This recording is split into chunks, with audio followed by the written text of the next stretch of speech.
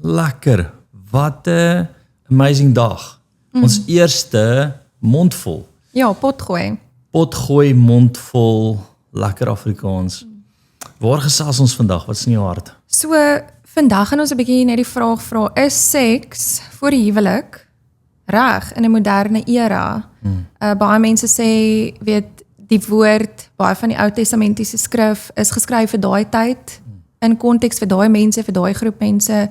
So, hoe bring ons dit en maak dit relevant vir vandag? Wat sê God se woord oor seks voor die huwelik vandag? Ja. So, ek dink ons moet een ding net vir mekaar sê, dat God is nie 'n moderne God nie. Hy's God. Dis sy reëls en sy reëls was gister, is vandag en sal môre wees. Hy kom nie en sê omdat jy nou vandag besluit as 'n man om hoë skoene te dra, dat jy nou skielik modern is en hy verstaan sy reëls bly dieselfde vandag, môre en gister. So ons moet bepaal wat sê die Here daaroor. Wat is sy hart oor dit? En ek wil vinnig net eers 'n skrif lees uit Genesis uit en die Here se plan was dat die man en vrou alleen, net hulle twee, een word. En uit daai plek wat hulle een is hulle een met mekaar. En uit daai plek wat hulle een is uit mekaar, is daar 'n volmaakte eenheid waar ek jou hart optel en jy my hart optel en ons een is, soos ons een is met die Here. En ek dink dis die Here se plan. Dis mooi, dis rein, dis eenheid. Dis seën van die Here op het. En ons sien dit in Genesis 2:24. Daarom sal die man sy vader en sy moeder verlaat en sy vrou aankleef en hulle twee sal een vlees raak. Nie meer twee nie. Nou een. En ek dink daai is hoe die Here dit bedoel het. Nou, ja. Ek dink net baie mense verstaan nie daai een word nie. So vir hulle, omdat dit nie iets fisies is wat nou gebeur in jou liggaam, jy sien dit nie, dit is iets in die gees. Wanneer jy dan nou seks voor die huwelik het, is nog nie regtig iets wat met jou gebeur nie, jy is nie besig om te vrot nie, verstaan, dis 'n geesbeginsel, so, miskien kan ons 'n bietjie daar praat, ek dink dit is hoekom dit vir mense so maklik is om seks voor die huwelik te hê, want wat gebeur nou regtig? Dis nie asof alles nou in mekaar ingeval het nie, ek is nie besig om te vrot nou nie, ek sien nie die impak van wat ek nou gedoen het fisies in my liggaam aan die buitekant nie. Nou, hier's wat in my lewe gebeur het, nê. As 'n jong man, baie jonk, het ek seksueel verkeer met 'n dame. Dit was die eerste persoon wat ek geslaap het of seks gehad het. En ek onthou daai volgende dag het ek terrible gevoel en nie oor die sonde nie, net iets binne in my wat in haar was skielik in my. Skielik het ek gesukkel met 'n mate van depressie wat ek nie kon wegkry nie. Want onthou, hierdie was nie die Here se manier nie, so ek het nou een geword met hom en skielik het ek dit op 'n ander manier gedoen. Nou die Bybel praat van om in jou siel een te word, sielsbande. Ek wil gou hierdie vir jou lees, nê. 1 Korintiërs 6:16. Of weet julle nie dat hy wat 'n hoer aanhang met haar een liggaam is nie? Want die twee, sê hy, sal een vlees word. Maar wie die Here aanhang, is een gees met hom. Vlug van hoerery. Enige sonde wat 'n mens doen, is buite die liggaam. Maar wie hoerery bedryf, sondig teen sy eie liggaam. Of weet julle nie, dat julle liggame 'n tempel van die Heilige Gees is, wat in julle woon? Want julle van God het, en dat julle nie aan julle self behoort nie. Want julle is duur gekoop. So hier is my so belangrike beginsel is dat ek is 'n tempel van God. My tempel is gemaak om met my vrou een te word en met God een te wees en is mooi en is skoon en is rein. Maar as ek seks het met iemand anders te buite die huwelik, maak ek myself oop vir 'n ongoddelike sielsband en die vyand het dan invloed daar, want ek is nie meer soos hier staan, jy is geroep om met God een te wees en met jou vrou een, maar nou is jy een met iemand anderste, want dis nie meer huwelik nie, dis nie mooi nie, dis hoerery. So jy word dan met Satan een. So jy moet met iemand buite die huwelik een raak.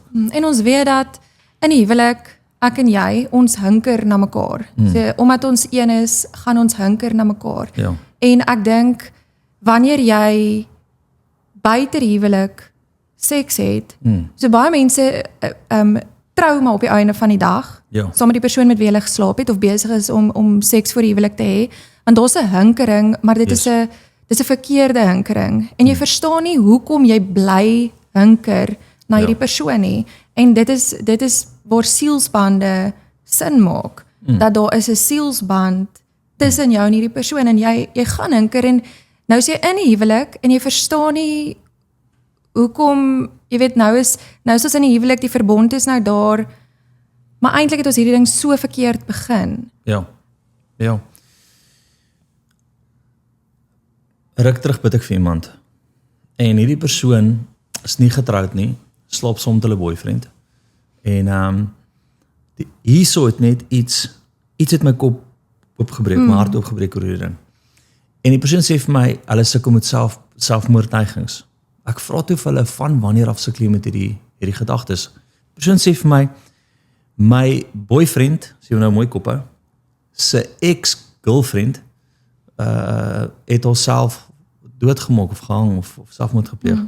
Op daai dag het ek gevoel iets kom in my in en van daai dag wil ek myself doodmaak. Nou moet jy die prentjie sien.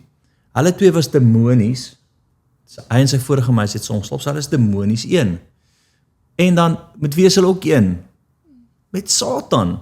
Ja. So die gees wat geopereer het by haar kon deur die sielsband na sy nuwe meisie toe kom, want hulle is oop demonies. Nou, ek het 'n teorie. Elke persoon met wie jy geslaap het, is jy een mee. Deur 'n demoniese band, sielsband. En wat ook al daai persoon mee besig is, kom na jou toe ook. Want die Here het jou net gemaak vir een persoon, om een te word met een persoon en een te word met hom, 'n tempel van God te wees. Daar's 'n eenheid tussen julle. Nee, want daar waar 'n eenheid is, Psalm 133 gebied, God is seën. Nou is ons een met iemand anderste, dis demonies. Nog 'n getuienis, kom ek dalk vir nog iets sê. Paar jaar terug doen ons 'n bevryding, een van my vriende doen 'n bevryding, en die vreesaanjaendste ding gebeur. Die dametjie wat saam in die bevryding ingegaan het, maak die volgende stelling. Nou, ons bid vir iemand, ons 'n demoon. Nie ons nie, ekskuus, hierdie vriend van my en hierdie dame is saam. En die volgende moment toe praat die demoon uit die persoon uit met wie op bevryding gedoen word en sê, Satan enjoyed having sex with you last night. En hulle vat uit en sê, luister, wat sê, was jy by 'n sataniese ritueel, was jy, verstaan, jy katte geslag gisterand of bloed gedrink, en sy sê, nee, ek en my boyfriend het net seks gehad gisterand. Stelling wat ek wil maak, is, wanneer jy seks buite die huwelik het, is jy een met die vyand en daar's 'n demoniese kanaal of 'n demoniese sielsband tussen jou en die persoon. En ons sien dit in die twee skrifte. Wanneer jy in die huwelik seksueel verkeer, is jy die tempel van God. Jy is een met God en jy is een met jou maatjie. En julle twee word 'n eenheid en daar's 'n seën op dit. Ja, en ek dink net seks voor die huwelik het soveel groter impak. As jy net kyk na die wêreld wat daar buite aangaan, ek sit hier en ek dink aan al die babas wat gebore word, wat nie huise het vandag nie, almal wat weggegooi word, aborsies wat nou so groot ding geraak het. Ja. So seks voor die huwelik, as ons regtig verstaan dat dit is nie God se wil nie, hoekom? Want daar's nie net, dis nie net dat jy weet die sielsbande en dit wat is in jou, maar die demoniese kanaal is soveel groter. Ek meen, daar's babatjies wat gebore word wat weggegooi word. Of vrouens raak swanger en nou moet hulle aborsie kry. Nou is daar tot wette in ons land oor aborsie. Ja. Sommige lande keer dit goed, ander keer dit nou nie goed nie. Ja. En selfs siektes. Ek meen mense wat met siektes sit oor hulle net losbandig was voor die huwelik. Ja, ons sien al daai goed kan nou nog hanteer. Nee, die babietjies en al daai goed, verstaan. Maar wat in jou gees aangaan is, want hoor gou mooi, bewaar jou hart bo alles, want uit dit kom ons strome van lewende water. Dit bepaal alles, dit bepaal jou lewe, bepaal wat jy doen. My waarskuwing vir jong mense vandag, en vir ou mense, want moenie 'n fout maak nie, nee, hulle is oud maar nie koud nie. Of mense wat al getroud was, nee? Getroud was en nou rondslaap want hulle het dit mos nou gedoen. is jy gaan nooit gelukkig wees nie, want jy's gemaak vrou om te hinker na jou man. Wanneer ons een raak demonies buite die huwelik, voor die huwelik, hinker jy na klomp ander mense. En dan kry ons 'n plek waar ons is in ons land vandag waar daar 7 uit 10 mense of meer, 9 uit 10 mense skei. Hoekom? Daar's 'n hinkering na iemand anderste, want jy het voor die huwelik saamgeslaap en jou oopgemaak vir die demoniese. Ja. Ja, gesels 'n bietjie met ons net oor rondom die hele ding van moenie liefde nie aanwakker te vroeg nie. Wat is jou opinie oor dit? So Salomo se maat vir hom, ek wil dit eintlik lees, dit is in Spreuke dit is in Hooglied 8. Vers 4 sê Salomo se ma eintlik vir hom, ek besweer julle dogters van Jerusalem, waarom wil julle wakker maak en waarom wil julle opwek die liefde voordat dit die liefde behaag? Ja. So daar's 'n plek waar as jy ander vertalings gaan lees, veral die Engelse vertaling sê moenie die vuur te vinnig aanwakker nie. Nou ons weet onder die jong mense veral en toe ons jonk was, kyk jy's vuur en vlam vir die een vir wie jy op wie jy verlief geraak het. Daar's 'n branding maar as jy daai vuur te vroeg aanwakker maak, 'n vuurtjie het suurstof nodig om te brand.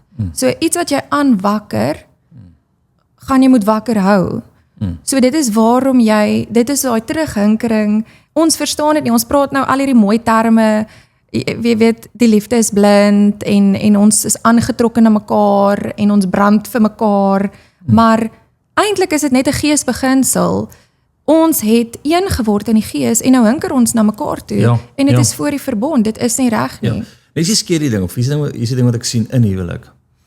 As daai sielsbande nie uitgesorteer is nie en as mense nie kom en repent voor die Here, al is hulle nou getroud oor al die ander seksuele seks wat hulle gehad het nie, gaan daar altyd 'n sielsband wees en 'n hinkering wees en 'n plek wees waar ons nie tevrede is met mekaar nie.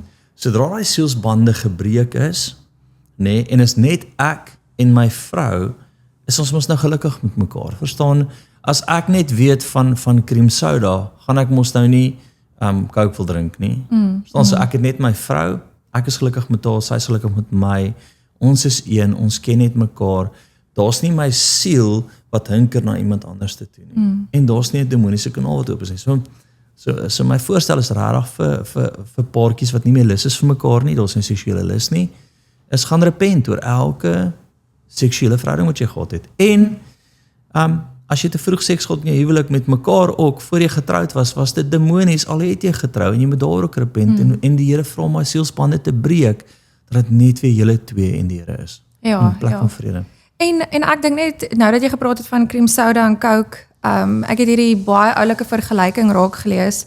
Ek dink Coke's vir ons. Nee, dis nie, wel, dit kan vir jou wees. Hy is nog toe, as jy kan sien, daar is die seël is nog nie gebreek nie.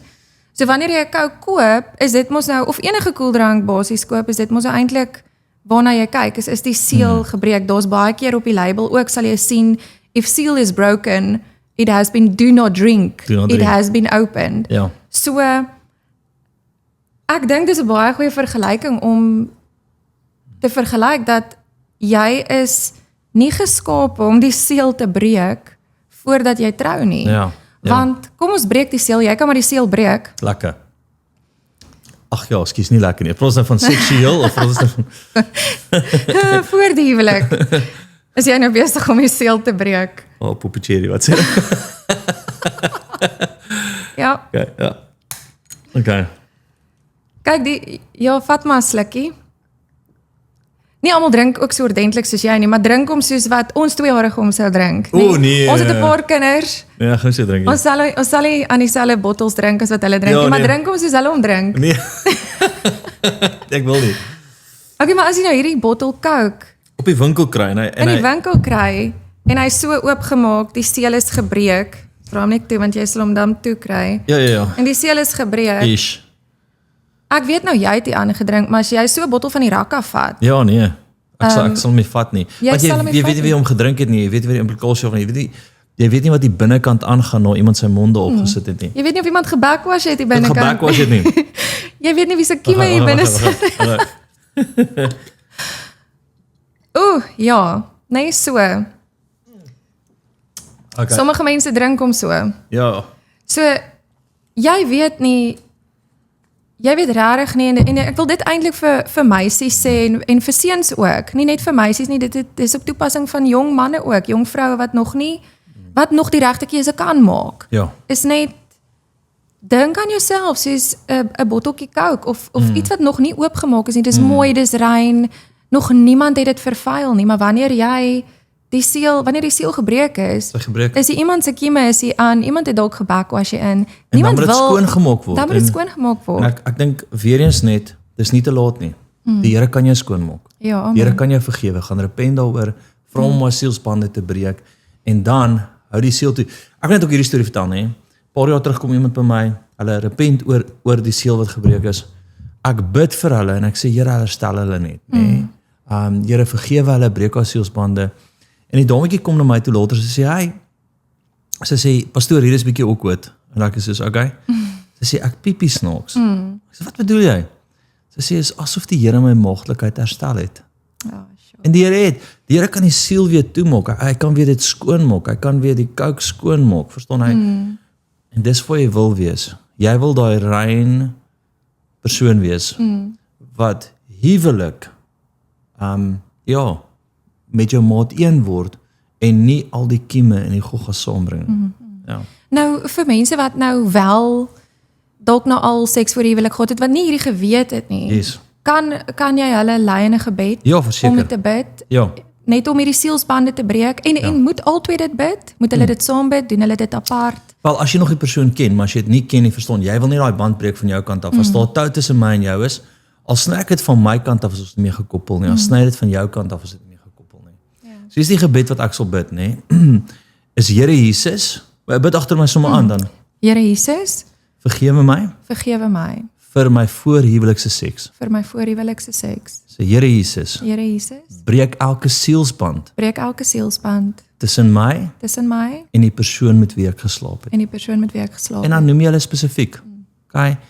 En dan sê Here Jesus, Jesus, ek wil rein wees. ek wil rein wees. Ek wil weer 'n maagd wees. Ek wil weer 'n maagd wees. Ek wil net een wees met U. Ek wil net een wees met U. En eendag as ek trou, En eendag as ek trou, een wees met my man. een wees met my man. Ag, lekker. Yes, hierdie was nou so lekker. Ja.